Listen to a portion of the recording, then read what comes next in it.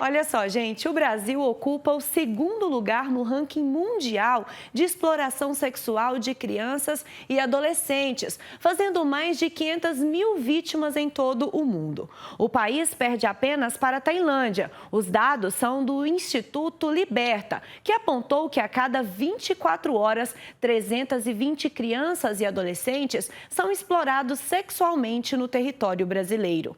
75% das vítimas são meninas, que sofrem espancamentos, estupros e estão sujeitas ao vício em álcool, drogas e infecções sexualmente transmissíveis. Na última semana, denúncias sobre casos de exploração sexual infantil na ilha do Marajó, no Pará, vieram à tona, depois que a música Evangelho de Fariseus, da cantora Aimee Rocha, viralizou na internet. A composição cita diretamente o arquipélago paraense e supostas violações de direitos humanos. A região enfrenta desafios estruturais, como a falta de políticas públicas eficazes e baixo índice de desenvolvimento humano, o que contribui para a vulnerabilidade dos menores. Sobre o assunto, converso agora com a Amanda Ferreira. Ela é coordenadora do projeto Mobilizar e Agir do Instituto de Assistência à Criança e ao Adolescente Santo Antônio, o IACAS. Amanda, bom dia, querida. Obrigada por participar com a gente. Bom dia, Daiane. Eu é que agradeço a oportunidade de poder estar falando sobre um tema tão enraizado em nosso país. Amanda, e aí a gente viu aqui agora essa informação do Brasil ocupar esse segundo lugar. O que se daria, então, essa posição que nos assusta, né? Ela é assustadora. A gente tem dois pensamentos em relação à questão desse lugar onde nós estamos. Um é o grande número de violência sexual contra criança e adolescente, o outro é o aumento das denúncias. Ao longo desses anos, várias campanhas vêm acontecendo sobre a questão da denúncia de crianças e adolescentes. Tem uma campanha, uma grande campanha aqui do 18 de maio, que é o Faça Bonito, Proteja Nossas Crianças, e logo após essa campanha, há um boom de denúncia sobre as violências que acontecem diariamente contra criança e adolescente. Então, a gente atribui muito também à denúncia à coragem. Antes, a gente vivia num momento, né, só o avanço da mulher está num lugar mais de poder hoje, mas antes era uma submissão total. Era uma submissão não só da mulher, mas da menina mulher. Ela era iniciada sempre ao bel prazer de qualquer homem. Ela era vendida, ela era trocada, e isso vem numa colonização deste país. Hoje, a gente consegue falar que há um direito assegurado e principalmente o direito das crianças de serem criança, de viver esse momento de ser criança. Então, há várias campanhas hoje e vários meios de denúncia, e aí ocupa hoje esse lugar. Eu não me entristeço muito com esse segundo lugar, porque eu acredito que isso é fruto de um trabalho de denúncia.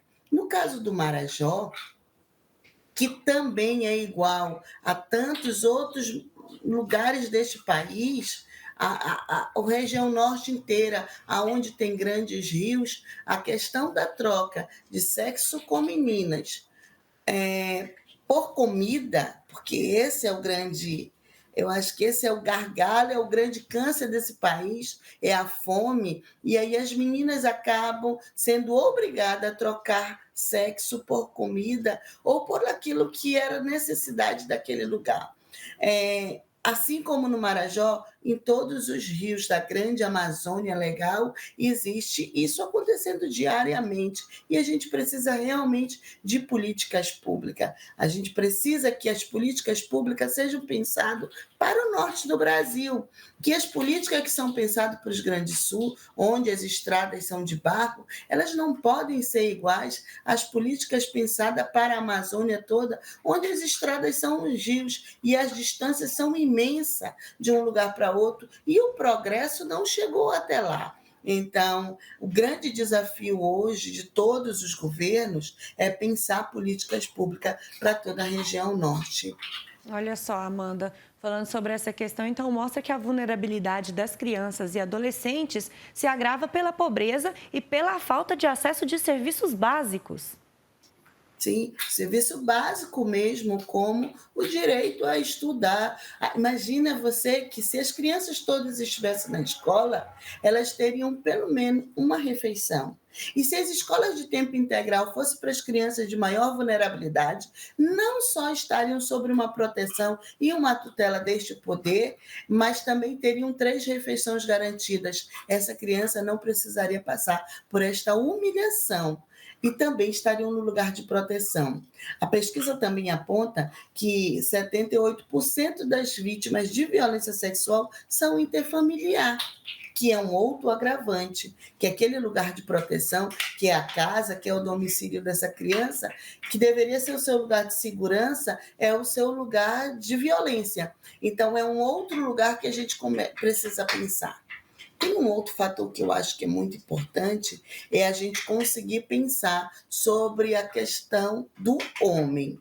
Porque não adianta mais somente prender e encher as penitenciárias de homens que violentaram. A gente precisa tratar desse fato como uma questão de saúde pública. A gente precisa compreender por que, que os homens do nosso país trocam ou abusam sexualmente de criança, que é a pessoa mais vulnerável, que não tem nenhuma força contra ele. Por que, que essa questão da novinha vem crescendo no país e cada vez mais as novinhas menores, cada vez de 11, de 10, no meu estado mesmo, nós temos caso de meninas que ficaram grávidas aos 9 anos de idade. Então, a gravidez é o sinal final de uma violência ocorrida e que talvez venha há ano, desde os 4, 3 anos de idade. Então, a gente precisa tratar dessa questão do desejo, desse mal, porque não dá mais para olhar o abusador como um monstro. A gente precisa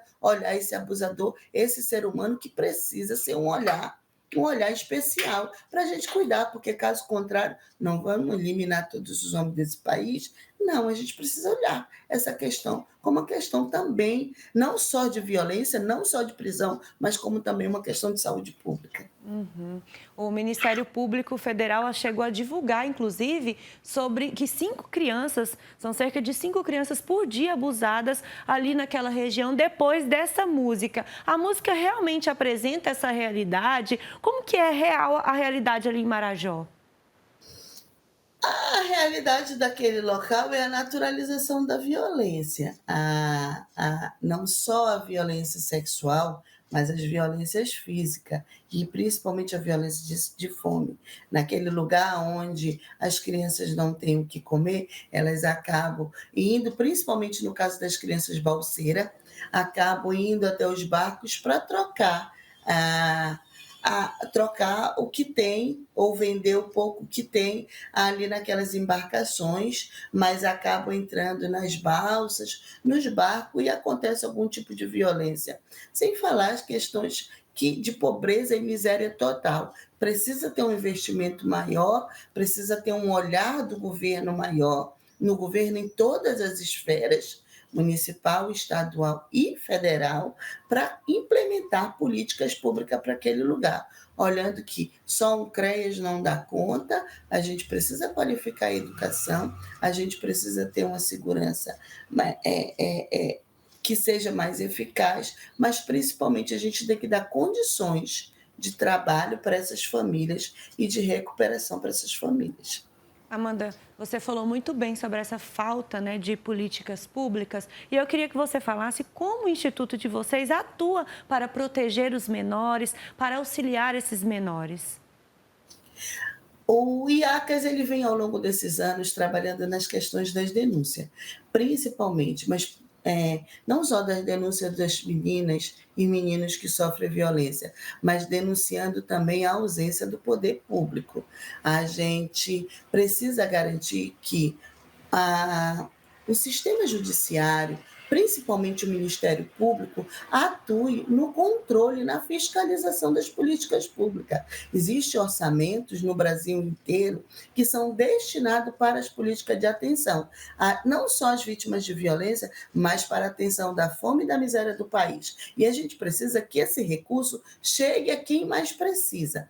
Então, o IACAS, ao longo desse ano, vem fazendo uma incidência política, acompanhando o controle das políticas públicas e conversando com as comunidades. Além disso, nós temos várias oficinas que trabalham com o projeto Mobilizar e Agir, em parceria hoje com a Petrobras, que vai até as comunidades mais distantes para conversar com a rede de proteção, que é CREAS, CRAS, educação, assistência, direitos humanos daquele lugar e moradores daquela comunidade, para que comece a proteger as crianças. A gente precisa ensinar o Brasil novamente a cuidar das crianças. E o Estatuto da Criança e do Adolescente, ele fala da criança como prioridade absoluta. A gente precisa que ele saia do papel e ele se torne verdade para a vida das crianças. As crianças sejam realmente prioridade absoluta em todo esse país. Olha só, Amanda, parabéns pelo projeto de vocês, que o Pai Eterno abençoe essa caminhada de vocês. E você volta depois para falar um pouco mais com a gente. Muito obrigada.